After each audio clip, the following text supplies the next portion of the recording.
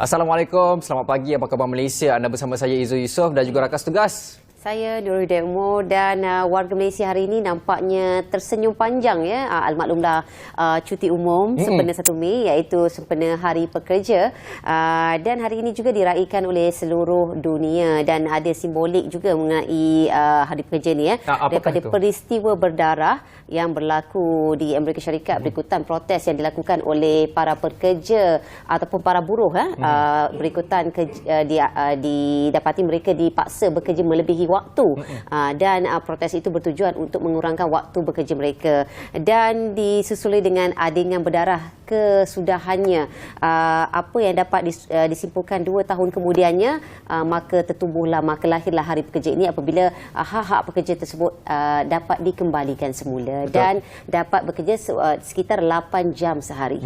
Dan di Malaysia kita pada tahun ini sangat bertuah kerana sambutan Hari Pekerja pada tahun ini bertemakan pekerja pemangkin wadah Malaysia Madani, dan kita turut difahamkan Yang Berhormat Perdana Menteri iaitu Datuk Seri Anwar Ibrahim akan menyampaikan ucapan Hari Pekerja hari ini secara langsung, tapi perkembangannya akan kita bawakan dari masa ke semasa. Sekiranya ada tebuknya, ada lintas langsung secara live, kita akan bagi tahu bila dan di mana. Tapi itu sekejap lagi kita akan bagi tahu. Ya, dan pastikan anda terus setia bersama kami dari semasa ke semasa.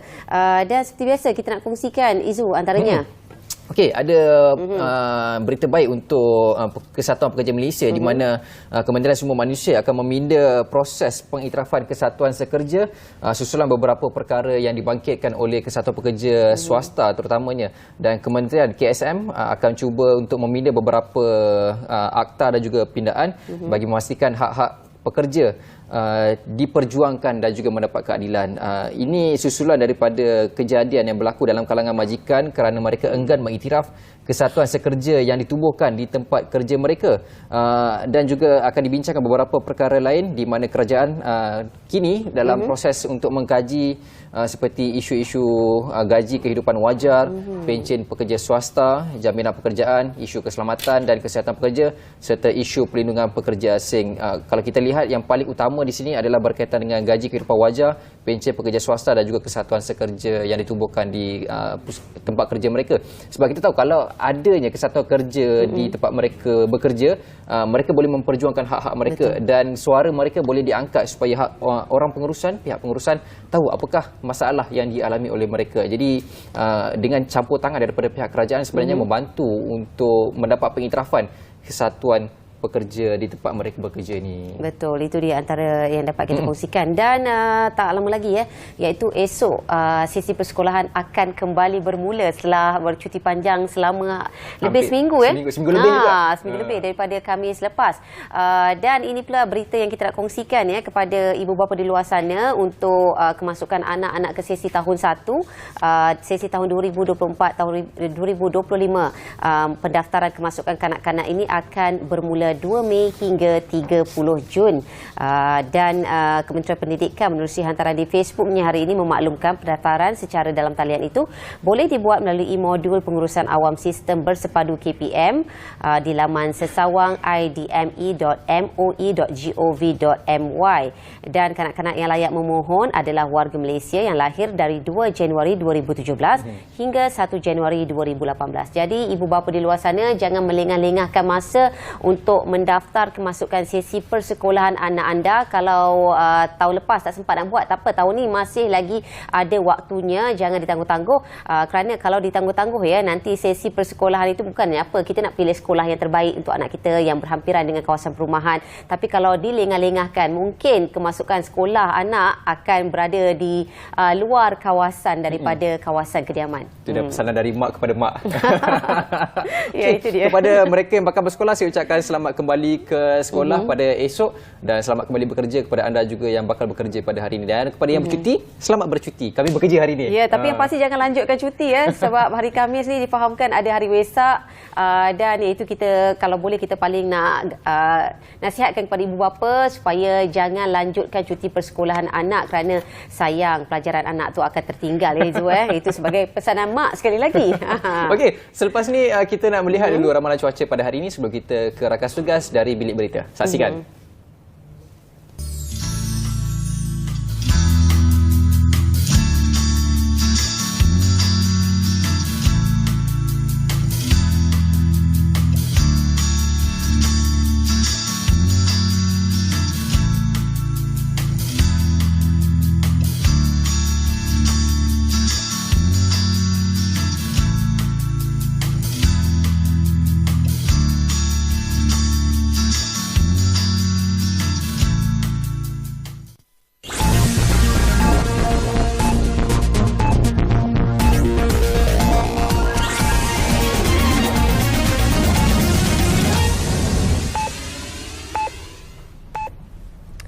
Assalamualaikum dan salam Malaysia Madani. Timbalan Perdana Menteri Datuk Seri Dr. Ahmad Zahid Hamidi meraihkan ribuan pengunjung dan jemputan pada majlis sambutan Aidilfitri yang dihoskannya di Sri Satria di Putrajaya semalam. Majlis yang diadakan di kediaman rasmi Timbalan Perdana Menteri, secara dua sesi itu turut dihadiri Perdana Menteri. Selain Datuk Seri Anwar Ibrahim, majlis untuk tetamu kenamaan dan jemputan khas bermula 4 petang turut dihadiri anggota jemaah menteri. Majlis adalah untuk kehadiran orang awam pula bermula 8 malam hingga 11 malam, dihadiri lebih 12,000 pengunjung. Dan saya mengambil peluang ini atas keizinan Yang Amat Berhormat Perdana Menteri untuk selepas 5 tahun mengadakan hari terbuka dan sebagaimana diketahui petang tadi sesi yang pertama dan sesi kedua untuk orang ramai ini, alhamdulillah kelihatan cukup ramai yang hadir. Mungkin mereka rindu untuk Sri Satria ini dibuka semula untuk orang ramai bagi dikunjungi dan bagi menikmati juadah yang ada, termasuk juadah yang didatangkan khas daripada Bagan Datuk. Pengunjung berpeluang merasai lebih 20 hidangan tradisional yang disediakan berkonsepkan layan diri. Oh, ini sangat penting. Dari dulu, sejak saya muda lagi, saya memang suka macam keluarga pergi berziarah lain kaum punya pun boleh. So rasa macam meriah kali ini sebab dapat mengeratkan silaturahim, ramai kawan-kawan, kenalan yang datang sekali lah join. Maksudnya mengeratkan hubungan. Perlu diteruskan dari Perlu. Kita tinggal dalam satu negara yang berbelah bangsa. Ini akan mengeratkan hubungan. Kalau kita kerja sama satu family, memang masa depan kita cerah. Dan saya rasa kerajaan ini akan kekal biar 16 pun. Terima kasih. Semua pengamal media diminta sentiasa sahkan maklumat dan sumber sebelum menerbitkan sesuatu berita agar tidak menimbulkan sebarang isu. Menteri Komunikasi dan Digital Fahmi Fadzil dalam catatan di media sosial mengulang siar hantaran Datuk Seri Siti Nurhaliza Tarudin yang menafikan satu berita palsu mengaitkan dirinya dengan majlis politik di Kedah. Katanya berita palsu ini menjadi fitnah yang merebak jauh ke pelbagai komuniti, menyebabkan masyarakat percaya, malah ada juga yang menjadikannya bahan politik. Tegasnya, tindakan undang-undang juga boleh diambil oleh agensi penguatkuasaan sekiranya didapati berlaku sebarang pelanggaran etika. Datuk Seri Siti Nurhaliza menerusi perkongsian di Instagram Story mendedahkan tindakan pihak tidak bertanggungjawab menggunakan namanya dengan membuat akaun Facebook palsu dan menyebarkan kenyataan tidak benar. Ia kemudiannya digunakan sebuah portal hiburan untuk dijadikan bahan berita bertajuk Siti Nurhaliza tak sangka rumah terbuka jadi majlis politik. Kementerian Sumber Manusia KSM bakal membuat beberapa pindaan bagi proses pengiktirafan terhadap kesatuan sekerja untuk memberi ruang kepada pekerja memperjuangkan hak mereka dan mendapat keadilan. Menteri Sumber Manusia V. Sivakumar berkata, perkara itu akan diberi perhatian oleh kerajaan memandangkan ada majikan enggan mengiktiraf kesatuan sekerja di tempat mereka. Saya difahamkan terdapat kes-kes di mana majikan enggan mengiktiraf kesatuan sekerja yang diterajui oleh pekerja dan ini merumitkan lagi usaha pekerja dalam memperjuangkan hak mereka. Beliau berkata demikian ketika berucap pada Festa di Ambang Malam Hari Pekerja Anjuran Kongres Kesatuan Sekerja Malaysia MTUC di Subang Jaya malam tadi. Sivakumar memaklumkan kerajaan juga sedang mengkaji isu lain termasuk gaji kehidupan wajar, pencen pekerja swasta, jaminan pekerjaan, keselamatan dan kesihatan pekerja serta isu perlindungan pekerja asing. Isu perlindungan pekerja asing juga memerlukan perhatian dan tindakan lebih lanjut. Kerajaan dan majikan harus memastikan bahawa pekerja asing diberikan perlindungan yang setimpal dengan hak-hak mereka dan tidak dieksploitasi. Kita perlu memastikan bahawa semua pekerja asing di negara ini dilindungi oleh undang-undang dan diberi hak yang sama seperti pekerja tempatan. Menurut Siva Kumar, kerajaan akan berusaha menyelesaikan isu berkenaan sekaligus memastikan semua pekerja di negara ini mendapat perlindungan dan keistimewaan yang setimpal dengan sumbangan mereka. Sekian dari Bilik Berita. Salam hormat dan salam Malaysia Madani.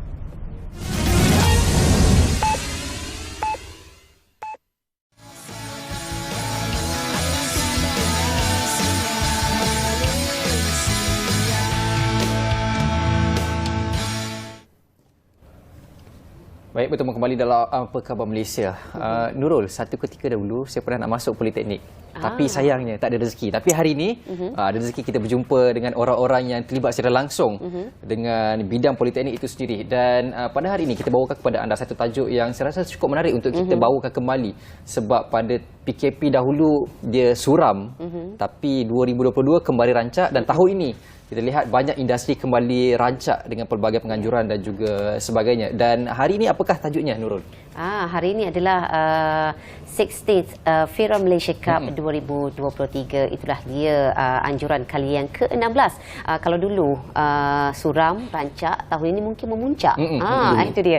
Dan kita bawakan tetamu di studio pada hari ini adalah Encik Muhammad Nur Syahudin, merupakan pengarah kanan akademik Jabatan Pendidikan Politeknik dan College Community Kementerian Pendidikan Tinggi, dan juga Encik Muhammad Huzaimi Mat Husin, merupakan Sekretariat 16th FIRA Malaysia Cup 2023, bersama kami di studio hari ini untuk bercakap lebih lanjut mengenai anjuran kejohanan ini yang tak lama lagi kabarnya. Assalamualaikum diucapkan kepada para tetamu. Terima kasih kerana sudi meluangkan masa bersama kami dalam Apa Khabar Malaysia. Dan mungkin terlebih dahulu kita nak bertanyakan soalan kepada Cik Muhammad Nur tentang apakah itu FIRA, lebih lanjut lagi. Terima kasih, Nurul. Jadi sebenarnya kalau kita lihat balik daripada sudut pertandingan robotik di peringkat antarabangsa, sebenarnya ada banyak pertandingan robotik dianjurkan di peringkat antarabangsa. Jadi ada badan-badan tertentu yang mengawal acara-acara robotik tertentu. Contohnya kita ada REC, Robotic Education and Competition Foundation. Itu badan lain lah. Kita ada WRO, World Robotic Organization. Itu pun satu badan yang buat robotic competition. Tapi FIRA ini salah satu badan yang mengawal selia pertandingan robotik yang diasaskan pada tahun 1996 oleh Profesor John Hwan Kim daripada KAIS, Korea Advanced Institute of Science and Technology. Dan FIRA itu singkatan untuk Federation of International Robot Soccer Association sebelum ini. Tapi kali ini perkataan itu dah diubah kerana tema dalam acara pertandingan robotik ini telah ditingkatkan lagi dengan skop-skop yang lebih luas. Jadi diubah kepada Federation of International Robot Sport Association. Jadi diasaskan pada tahun 1996. Dan kejohanan peringkat dunia pertama ialah pada tahun 1997. Pada ketika itu hanya satu kategori dipertandingkan, dipanggil kategori Microsoft atau Micro Robot Soccer Tournament pada ketika itulah. Kemudian dia berkembang terus daripada 1996 sehingga kini, tapi terhenti sekejap waktu COVID-19 ketika itu. Jadi kita Malaysia mula melibatkan diri dalam aktiviti robotik FIRA ni bermula pada tahun 2007. Pada 2007 dipelopori oleh Jabatan Pendidikan Politeknik dan Kolej Komuniti Kementerian Pendidikan Tinggi. Jadi kita mempelopori teknologi robotik sebab tema untuk FIRA ini ialah autonomous robot. Jadi saya boleh terangkan sendiri, autonomous robot bermaksud pertandingan robotik di mana apabila kita mulakan pertandingan, kita tidak mengawal langsung robot itu. Dia terus bergerak dengan sendiri, buat keputusan sendiri, buat reaksi-reaksi robot itu bergantung pada program-program yang kita telah masukkan dalam sistem robot itu sendirilah.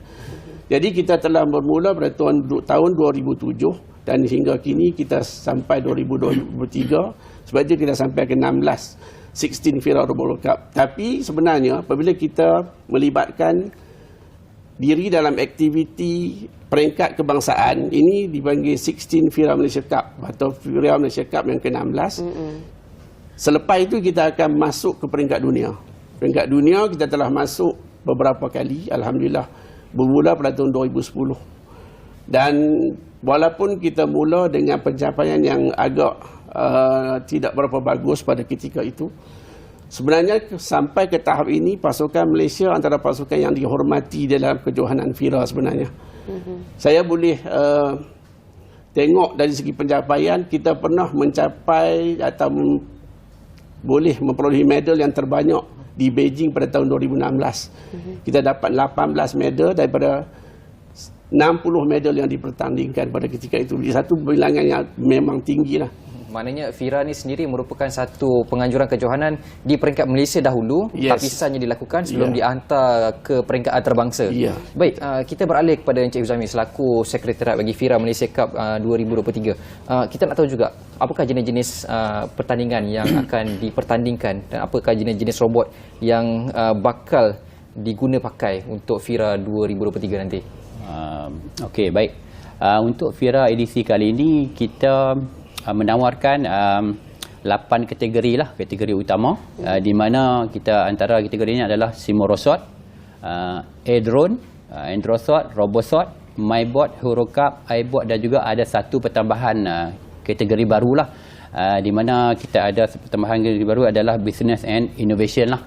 Kalau sebelum ni, di edisi sebelum ni memang tak ada lah, jadi kita ada pertambahan lah, satu akan jadi 8 lah. Tahun lepas 7? Depan 7, tahun ni kita ada 8, jadi pertambahannya. Okey.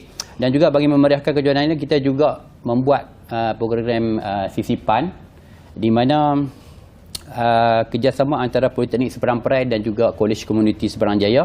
Kita buat program CSR ni di mana dia melibatkan 20 buah sekolah menengah. Jadi kita maksudnya kita ambil sekolah tu, kita jadikan dia sebagai sekolah untuk kita jadi buat program CSR di mana kita train sekolah tu. Okey, and then selepas habis program tu kita akan anjurkan satu pertandingan lah semasa FIRA nanti untuk sekolah, antara sekolah yang terlibat lah.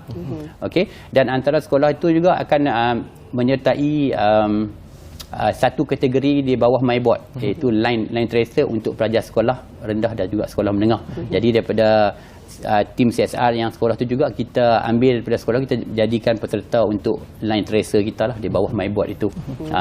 Dan di samping itu juga kita juga ada pameran dan juga sesi pengonsaian ilmu oleh FMM, iaitu Federation of Malaysia Manufacturers, Cawangan Penang, dan juga kita ada UWC Berhad dan juga kita ada gerai-gerai. Di samping itu kita juga akan membawa pelajar-pelajar sekolah untuk melawat sekitar PSP dan kita juga akan promote lah kita punya orang kata apa kursus-kursus yang ditawarkan di Politeknik. Okey, Cik Zami, saya nak minta penjelasan sikit sebab dalam FIRA ni pertandingannya berkaitan dengan robotik. Tapi bila ada pertambahan satu kategori iaitu Business and Innovation. Jadi apa kesinambungan ataupun keperkaitan antara Business and Innovation berkaitan dengan autonomous robotik? Okey. Sebenarnya kategori ini dia menjurus untuk pelajar perdagangan lah. Okey, perdagangan, sebab kita tahu kalau kita FIRA banyak robotik. Jadi pelajar perdagangan ni macam mana dia nak masuk FIRA kan, sebab dia pelajar ni kan. Jadi kita buka satu platform di mana untuk kategori ni dia akan ada satu produk dan dia akan buat business plan lah, dan dia akan present business plan. Nanti kalau dia berjaya Johan juara, dia juga akan dibawa ke FIRA World lah, World FIRA juga. Okey, maksud maknanya dikhususkan untuk mereka yang dalam bidang perdagangan. Okey, berbalik pada Encik Muhammad Noh, macam yang Encik Uzami kata tadi, kita ada 20 sekolah menengah bangsaan yang dilatih untuk dibawa masuk ke dalam FIRA nanti. Macam Cik Noh sendiri melihat, kenapa memilih 20 buah sekolah ini untuk kita latih mereka? Okey, sebenarnya ketika kita mula laksanakan FIRA, FIRA sebenarnya tidak merangkumi peringkat sekolah asalnya. Jadi saya melihat tidak ada makna kita buat satu program robotik tetapi kita tidak boleh memberi kesan kepada generasi muda pada ketika itu. Jadi saya memohon kepada politeknik yang terlibat pada ketika itu lebih kurang 20 politeknik. Saya kata setiap politeknik di negeri yang berlainan sila adopt atau ambil 3 sekolah angkat. Barulah kita boleh, kita kata, memindahkan teknologi pengetahuan, memperkukuhkan sains, teknologi, engineering dan matematik kepada pelajar-pelajar sekolah. Jadi bermula pada ketika itu, setiap politeknik melatih pelajar sekolah. 3 sekolah setiap politeknik. Jadi kalau 20 politeknik, kita dapat 60 sekolah seluruh negara. Dan kita bawa mereka untuk bertanding di peringkat FIRA. Jadi saya melihat bahawa saya tidak mahu menjadikan FIRA ini sekadar pertandingan robotik dan sekadar kita melihat untuk mendapat medal ataupun mendapat pencapaian pingat di peringkat antarabangsa ataupun di mana-mana. Tapi matlamat asal kita dalam FIRA sebenarnya adalah perpindahan ilmu kepada generasi muda. Itu yang paling penting. Sebab kita tengok, disebabkan politeknik ini sistem dia adalah TVET. Bila TVET, kita tengok bahawa sekarang ni nak menarik minat generasi muda ke arah TVET itu satu cabaran yang agak besar pada ketika inilah. Sebab minat dalam sains, teknologi, engineering, matematik sekarang ni menurun di kalangan generasi muda. Ini salah satu effort yang kita buat untuk tujuan itulah. Tapi untuk tujuan pengajuran kali ini yang ke-16, kita pilih Politeknik Seberang Perai sebagai tuan rumah. Kita pilih politeknik yang berlainan setiap tahun. Kali ini giliran Politeknik Seberang Perai sebab kita tengok ada kelebihan Politeknik Seberang Perai. Tapi kita kata kali ini kita ubah sedikit kerana COVID masih ada. Kita kata kita tak nak membawa pelajar-pelajar daripada seluruh negara datang ke Politeknik Seberang Perai. Jadi kita kata Politeknik Seberang Perai ambil sekolah di persekitaran politeknik berkenaan untuk dilatih. Kita latih sendiri oleh pensyarah politeknik. Melatih pelajar sekolah dan pelajar sekolah yang dilatih itu masuk pertandingan. Dan pada masa pertandingan juga kita bawa sekolah-sekolah datang juga untuk melihat pertandingan. Kita mengharapkan dengan pendedahan ini dia boleh menarik minat generasi muda. Sebab generasi muda sekarang ini cabaran kita untuk menarik minat mereka dalam sains, teknologi, engineering, matematik itu amat mencabar bagi kita lah. Ini satu sumbangan pihak politeknik atau Jabatan Pendidikan Politeknik dan Kolej Komuniti, Kementerian Pendidikan Tinggi untuk generasi muda ketika ini. Itu yang kita nampak lah, yang kita perlu buat secara lebih serius lah sekarang, insyaAllah. Cabarannya tu ada, tapi usaha untuk mendekatkan masyarakat dan juga pelajar-pelajar supaya mencintai dan juga menggemari politeknik bidang vocational itu merupakan satu cabaran yang harus di-tackle lah. Jadi kita nak bercakap lebih lanjut berkaitan dengan FIRA Malaysia Cup 2023, tapi sebelum tu kita berehat seketika, jangan ke mana-mana.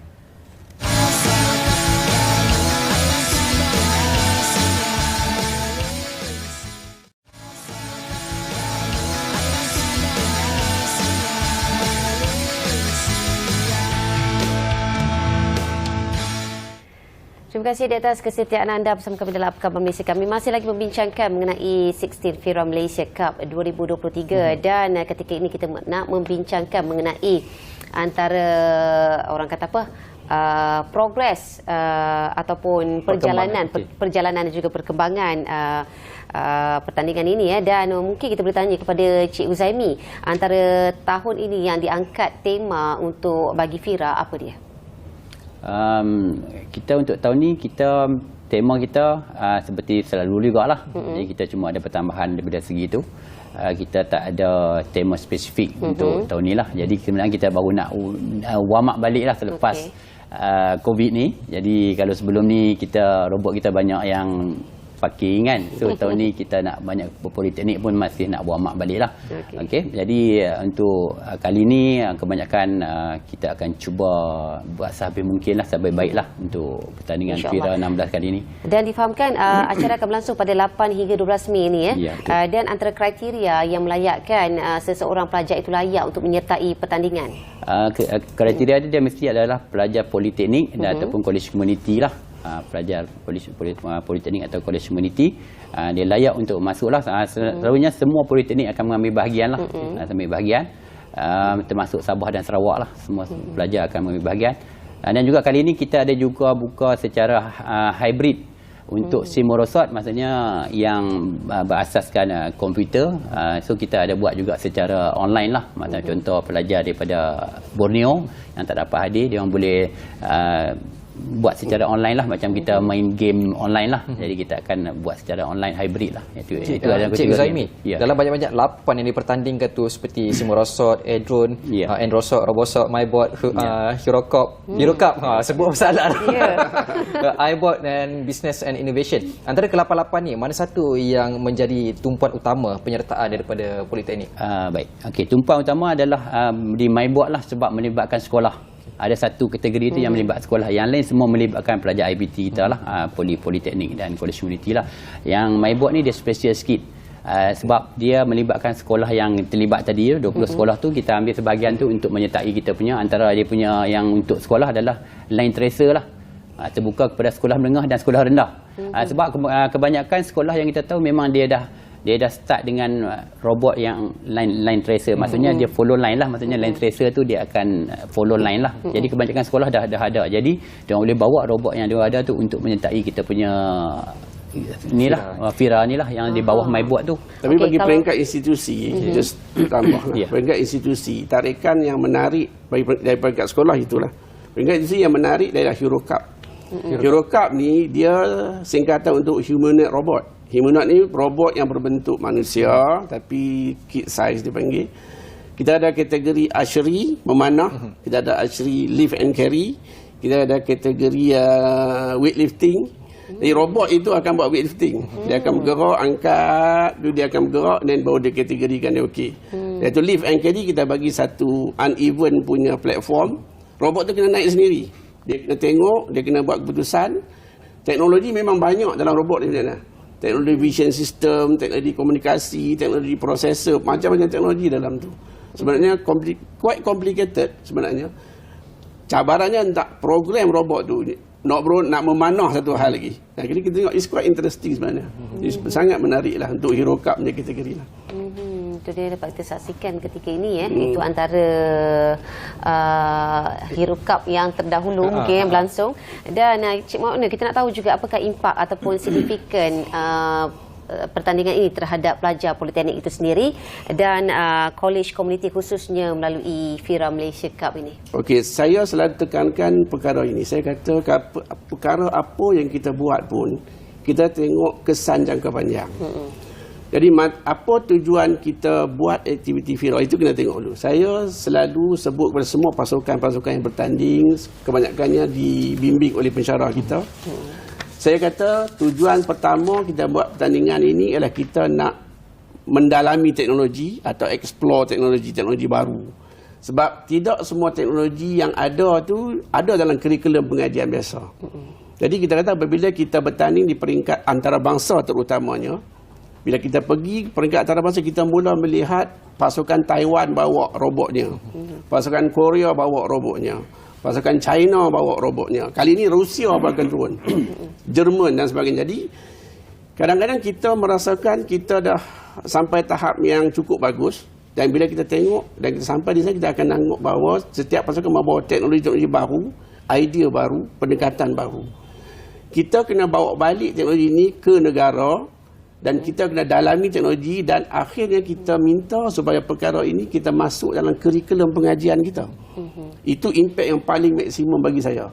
Menang pingat juga kita sasarkan, tapi membawa balik teknologi dan dimasukkan dalam kurikulum itu satu yang cukup penting kepada pelajar kita untuk jangka panjang. Saya nampak dari sudut itu yang lebih baik lah. Peralihan teknologi dan juga pengetahuan itu satu objektif utama yang ditekankan. Baik, Encik Huzaimi, secara ringkasnya, memandangkan kita berada di penghujung perbincangan kita, harapan mengenai penganjuran Fira Malaysia Cup 2023?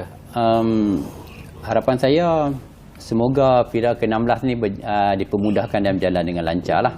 Okay, pihak jawatan kuasa juga berbesar hati atas kesudian yang berbahagia Timbalan Ketua Sekolah Dasar lah, Kementerian Pendidikan Tinggi nanti, Datuk Dr. Haji Megat Sani untuk datang merasmikan di majlis penutup nantilah. Okey, dan kami juga turut terima kasih kepada semua peserta daripada Politeknik, College Community Malaysia, sekolah-sekolah dan industri yang terlibat serta agensi yang sudi hadirlah memberi kerjasama sepanjang FIRA 16 nantilah.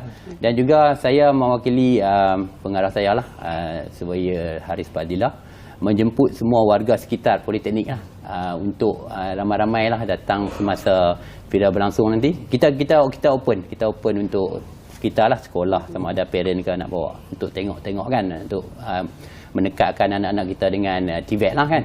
Jadi boleh datang beramai-ramai untuk melihat sendirilah. Okey, sekiranya ada sebarang soalan ataupun ni boleh ke laman web FIRA Malaysia, ataupun menghubungi Politeknik Sabang Perai sendirilah untuk maklumat lanjut. Okey, untuk game sebenarnya berlangsung pada 9 hari bulan Mei lah. Okey, 8 hari bulan tu adalah peserta datang mendaftar di PSP dan check-in di PSP lah. Dan game sebenar akan bermula pada 9 hari bulan 5 lah hingga 12 hari bulan, puncaknya pada 12 hari bulan lah penutupnya.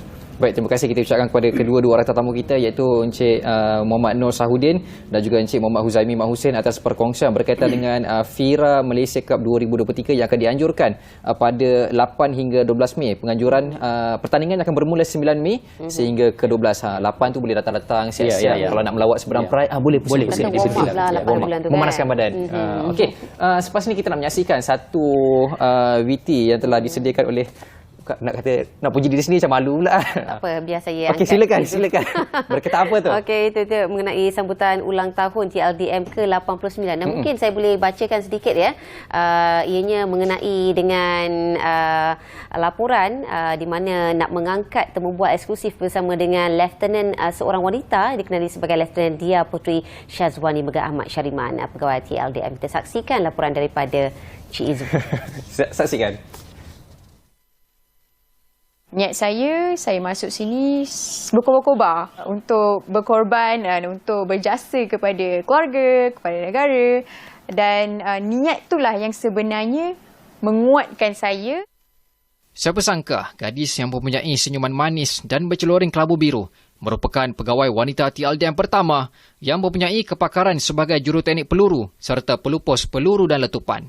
Bertugas sebagai pegawai stor senggaraan, merangkap pegawai laksana di Depot Peluru dan Bahan Letupan Wilayah Laut 1 di Pangkalan TLDM Tanjung Gelang, Pahang, Lieutenant Dia Puteri Syazwani Megat Ahmad Syariman atau mesra dipanggil Puteri, melonjakkan peranan wanita apabila membuktikan bahawa mereka juga mampu memecah dominasi tugasan lelaki dalam bidang berisiko tinggi ini.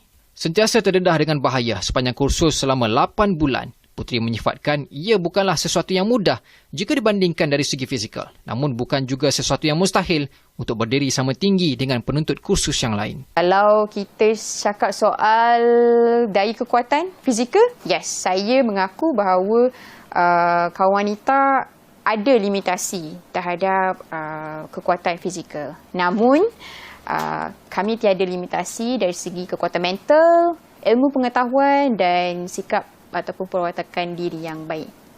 So, dengan adanya elemen ni, saya percaya wanita boleh berdiri sama tinggi dengan lelaki.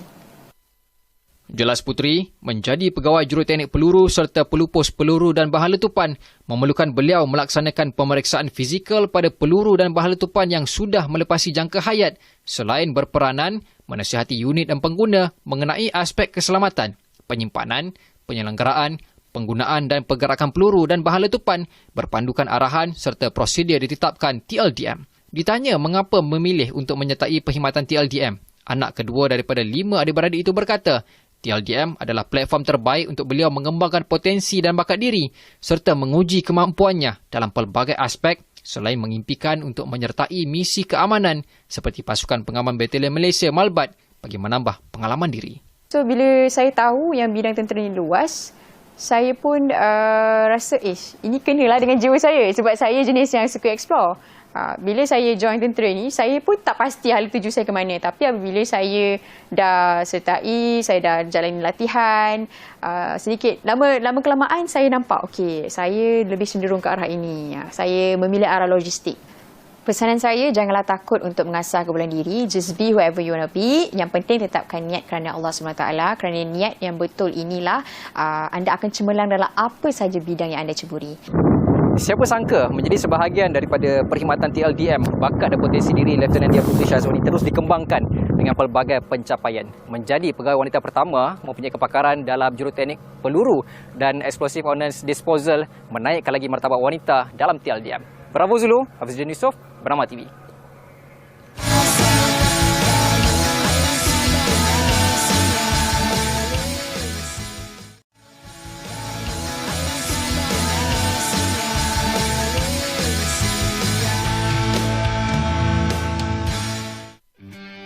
Berita baik buat peminat jenama motosikal Harley Davidson. Bagi meraihkan ulang tahun yang 120, Harley Davidson telah melancarkan model terbaharu motosikal mereka bagi edisi 2023. Dan istimewanya tahun ini, Harley Davidson turut memperkenalkan CVOTM Road Glide yang merupakan motosikal edisi terhad yang dikeluarkan khusus sempena sambutan 120 tahun syarikat berkenaan. Antara ciri istimewa yang terdapat pada motosikal edisi terhad ini ialah cat peringatan eksklusif ulang tahun ke-120, kemasan, butiran serta padanan jalur warna yang baru. The special of this bike is one thing Harley Davidson brand. Every 5 years they will come up with the anniversary model for collectors, enthusiasts to collect the bikes. This year the color is all in red, special red, and anniversary bike they comes with a special series number. So we can have this bike again. Maybe another 5 more years will be coming in 125 years of anniversary of Harley Davidson. Salah seorang pencinta Harley Davidson juga tidak mahu ketinggalan untuk memiliki model edisi terhad itu. So every 5 years saya beli anniversary bike. So this is my 4th anniversary bike. Dah sampai last week. Biasanya anniversary-nya ada serial number. Ada serial number. So like my bike number is a 248. It's a limited. It's a limited because every 5 years you wait to collect this bike. Tunggu tu ambil motor. Kata Anan lagi, beliau akan memulakan ekspedisi merentasi 6 buah negara dengan menaiki motosikal edisi terhad ini sebagai simbolik meraihkan ulang tahun ke-120 jenama motosikal berkuasa besar yang cukup terkenal di dunia itu. Ini hari kita nak fly out. Saya nak riding ini motor ke 6 negara. Malaysia, Thailand, Myanmar, Laos, Cambodia and Vietnam. Pada launching, saya nak buat rekod bawa motor ke 6 negara. Because this is my anniversary bike, Road Glide anniversary. First day, ini malam saya masuk ke Thailand dalam 700 km. And then tomorrow, 900 km, right to Bangkok. Selain itu, carry-over model dalam warna baru seperti Sportster S, Street Glide Special, Fatboy 114 dan lain-lain turut ditawarkan kepada pembeli yang berminat. Jadi kepada peminat Harley Davidson, anda boleh berkunjung ke pengedar sah Harley Davidson bagi melihat sendiri barisan motosikal Harley Davidson lengkap dengan peralatan dan aksesori terkini. Untuk maklumat lanjut, layari h-d.com.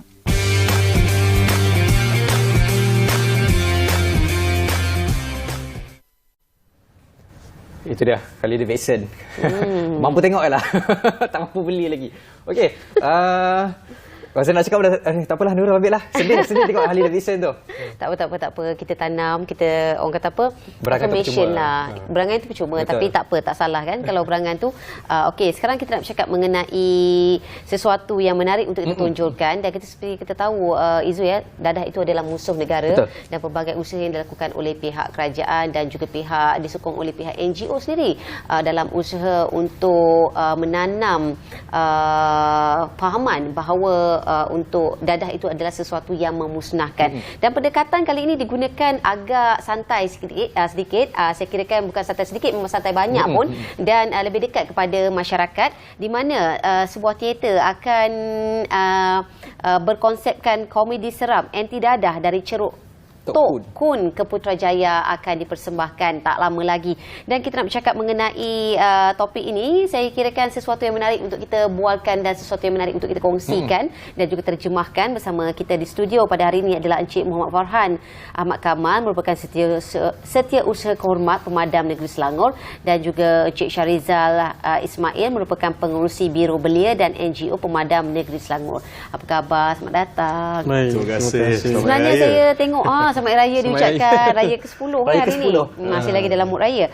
Dan hari ini saya tengok kan topik ni sesuatu yang menarik, iaitu teater komedi seram Anti Dadah dari Ceruk Tok Kun ke Putrajaya, dan difahamkan ini merupakan kali kedua ya, pementasannya tak lama lagi, dan mungkin kita minta Cik Syarizal lah untuk terangkan sedikit sebanyak mengenai pementasan kali kedua ini. Okey, terima kasih Nurul. Untuk makluman semua, ini adalah pementasan kali kedua. Dan kali pertama kita buat tahun 2019 di mana lebih kurang 1,100 orang lebih datang pada malam tersebut Alhamdulillah kita buat di Shah Alam, dan masa tu juga kita ada tetamu kehormat iaitu Datuk Seri Menteri Besar Selangor Datuk Seri Amiruddin Haji Syari. Dan kenapa kita buat teater ni?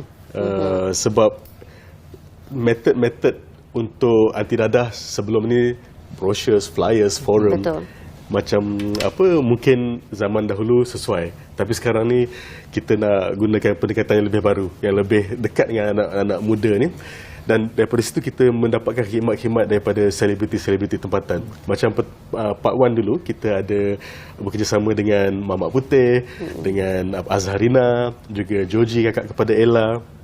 Dan untuk kali kedua ni kita ada Ella sendiri akan join kita. Kita ada pelawak legenda Imuda dan juga Joe Joji semula Dan kita percaya kalau nak sampaikan mesej tu kita kena dekat dengan jiwa anak-anak muda ni. Kalau asyik-asyik benda yang sama je, forum, flyers, brochures, it's quite bosan kan. So kita gunakan pendekatan yang baru.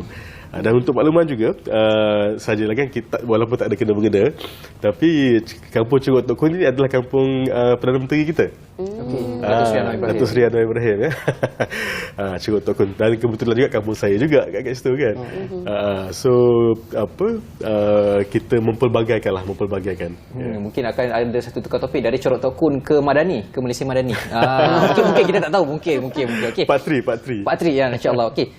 Kita berbalik kepada Setiausaha Kehormat Pemadam Negeri Selangor, iaitu Encik Muhammad Farhan Ahmad Kamal. Mungkin Encik Farhan boleh kongsikan gerak kerja dari untuk menyiapkan pementasan teater komedi seram Anti Dadah dari Ceruk Tok Kun ke Putrajaya. Bagaimana kerja-kerja pementasan, kerja-kerja persiapannya untuk mengambil pelakon-pelakonnya, bagaimana gerak kerja? So untuk gerak kerja yang kita buat setakat ni berjalan dengan lancar, dan alhamdulillah lah semua susunan yang kita buat dengan mesyuaratnya, dengan meetingnya, dan termasuk juga Syarizal dan pemilihan pelakon-pelakon pemilihan pelakon.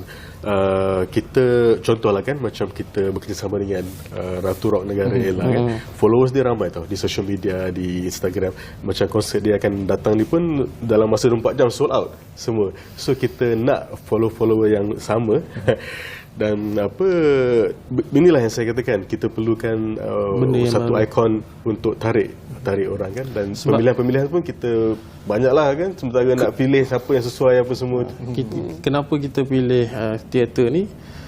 Sebab kan diorang ni ada peminat masing-masing. Jadi metod yang lama tu kita orang buat tak ada tarikan lah.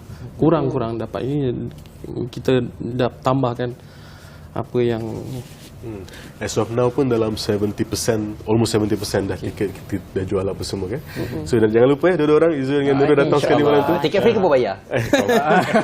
Belakang cerita. Kita tak tahu nak nak bagi intro sikit kepada penonton kan, sinopsis daripada Ceruk Tok Kun ke Putrajaya ini. Apakah dia? Dia kisah dia seorang pemuda ni, dia dapat kerja di Putrajaya.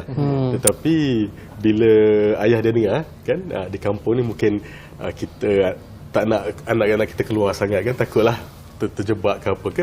So ayah dia suruh dia maintain dekat kampung. Tapi dekat kampung tu ada pula geng-geng dadah apa semua. So konflik dia kat situ. Dia nak pergi kerja untuk besarkan, untuk jaga ekonomi negara, family apa semua, tapi dalam masa yang sama ayah dia tak bagi keluar. So nak pilih yang mana satu, di manakah jalan yang betul. So daripada situlah kita akan huraikan konflik dia. Saya takut saya salah faham sebab macam yang dikatakan tadi, kalau duduk kampung ada kawan-kawan yang terjebak dengan kes-kes dadah ni. Tapi kalau tak bergerak dari kampung, dia macam tersepit. Jadi saya takut saya salah faham. Ada persepsi dekat situ mengatakan bahawa mungkin ada setengah penonton di luar sana yang mengatakan bahawa kenapa memilih kampung Ceruk Tok Kun yang diletakkan sebagai anak kampungnya terjebak dengan dadah. Kenapa tak letak kampung yang tak wujud di Malaysia? So persepsi dekat situ. Saya takut saya salah faham sebab saya faham macam tu. Dia adalah secara kebetulan. Kita sebab kenapa kita pilih kampung Curug Tokong ni sebab kampung saya. Itu adalah yang sebab utama dia lah kan. Dan kita bukan kata kampung saja yang ada masalah dadah ni. Dia di bandar, di mana-mana lah mana-mana yang kita pergi ni masalah dia makin menular. Kalau ikut statistik dadah yang kita dapat setiap almost every month memang tinggi kan. So daripada situlah pendekatan tu, kita nak pergi kepada anak muda, kita kena dance with their flow. Itu kita punya motif lah ya. Okey, dan Cik Shahrizal, kita nak tahu adakah mudah untuk menggandingkan nama-nama besar seperti kita difahamkan tadi, ada Ella, ada Joji, ada Imuda dan juga lain-lain nama besar di dalam satu pentas. Bagaimana? Tak mudah sebab masing-masing ada jadual masing-masing kan. Nak kumpulkan Imuda, nak kumpulkan Ella, Joji, Jowing semua tu, tapi alhamdulillah kita dapat temukan dia orang di satu pentas kan. Dia lebih mudah saya pecahkan rahsia sedikit lah. Dia lebih mudah apabila Joji tu adalah rumah saya. So senang kita nak deal. So ada kabel ada kat situ. Ada kabel kat situ kan. First, ada tak terima penolakan daripada Ratu Rock Ella sebab Ella sendiri orang yang cukup besar namanya. Sibuk dengan macam-macam kerja. Lepas tu letakkan pemain-pemain industri yang nama-nama besar lain. So ada tak mereka menolak macam tak boleh lah, tak free lah? Alhamdulillah sebab Ella and the team diorang kalau datang daripada konsep topik anti dadah ni, dia memang kuat di situ. Memang daripada dulu lagi, daripada sebab tahun 2016 kita ada bekerjasama juga dengan Ella. Kita ada buat konsert di Stadium Melawati Shah Alam, dan konsert itu adalah tema anti dadah, di mana almost 8,000 people datang masa tu, dan penuh tu. Yang datang hari tu kita nasihatkan untuk pakai all white untuk tema anti dadah dan apa semua kan, putih bersih suci kan. So anti dadah adalah dekat dengan dia kan, dan baguslah kan, kita tak nak anak-anak ni terpesong ke apa ke, so kita gunakan metod yang lebih menarik. Sekarang ni kita nak tahu juga antara persiapan untuk teater komedi seram anti dadah ni dah berada pada tahap berapa peratus? Dah bersedia 100% ke untuk dipentaskan ataupun bagaimana? Saya rasa as of now 90% tu dah siap lah semua kan. Cuma tiket pun hampir 70% kita dah jual, so ada lagi 30% plus untuk dijual. Tapi insyaAllah lah, saya yakin malam tu kita akan penuhkan the whole day one semua. Dan macam tahun 2019 tu dia berpanjangan sampai 3 jam juga kan. Sebab bila pelakon-pelakon ni dia atas pentas, dia ada part-part yang very spontaneous. Betul kan. So kita harap malam tu orang tak berhenti ketawa, tapi dalam masa yang sama mesej anti dadah tu diselitkan. Ada juga part yang masa 2019 sampai penonton yang mengalirkan air mata kan. Even saya sendiri pun tengok sekali dekat YouTube apa semua kan, tersentuh juga. Olahan oleh pengarah kita daripada Pulau Pinang, team production kita daripada Pulau Pinang, Rosdong Entertainment ya. Pengarah dia nama singkatan dia Lanun ya. Tapi dia pandai olah sampai mengalirlah air mata kan. Dadah apa semua, macam mana family tu broken semua kan. Mesejnya tu sampai. Ya betul. Kita nak dengar suara sikit daripada Setiausaha Kehormat Pemadam ni. Daripada tadi senyap, saya geram nak dengar suara dia. Pemalu boleh terangkan secara ringkas lah mengenai pementasan teater ni, apa signifikan mesej yang nak disampaikan, sebab PSA berkaitan dengan anti dadah ni dah banyak. So apa yang Pemadam cuba bawa mesej melalui pementasan teater anti dadah ni? Macam Cik Shahrizal cakap tadi, kita dah biasa guna metod yang selalu kita gunakan brosur, pergi sekolah, pergi universiti, bagi ceramah, benda-benda yang NGO lain pun buat. So untuk pementasan teater ni kita rasa benda yang baru untuk diketengahkan lah. Bukanlah baru untuk kami lah, tapi kita nak biasakan di peringkat untuk anak seni semua kan, supaya dia orang ni jadi sebagai ejen penyampai. untuk menyampaikan mesej-mesej yang tidak dah ni. Tadi kita ada sembang-sembang, ada kata tak salah ujung tahun ni akan berlangsung di UM. Berkaitan apa tu? Teater yang sama juga ke? Teater bertemakan yang sama. Universiti Utara Malaysia. Bertemakan konsep yang sama. So kita pun akan jadikan program-program teater ni untuk setiap tahun lah untuk pemadam. Kita pemadam di seluruh Malaysia memang ada, tapi di Selangor ni jadi kita punya orang kata contoh lah untuk pemadam-pemadam negeri lain ikut.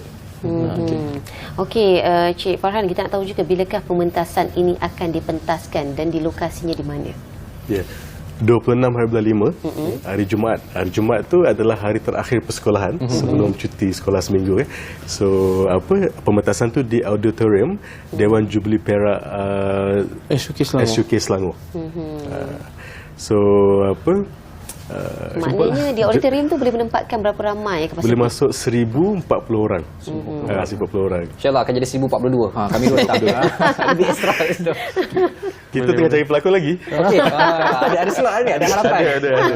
Okey, insyaAllah mungkin secara ringkas daripada Encik Shahrizal mengenai pementasan teater komedi seram anti dadah dari Ceruk Tok Kun ke Putrajaya secara ringkasnya.